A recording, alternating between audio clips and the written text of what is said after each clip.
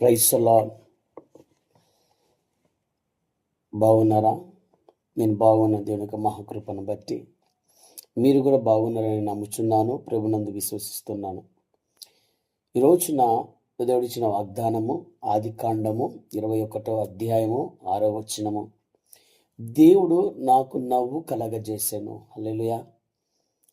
నిజంగా అబ్రహాము యొక్క జీవితంలో, శారా యొక్క జీవితంలో ఒక నవ్వు లేదు, ఒక సంతోషము లేదు.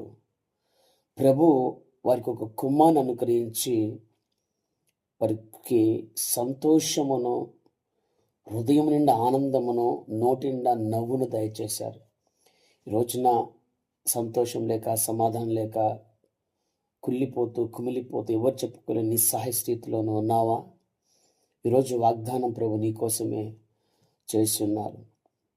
ప్రభు నీకు నవ్వు కలగజేసి ఉన్నారు.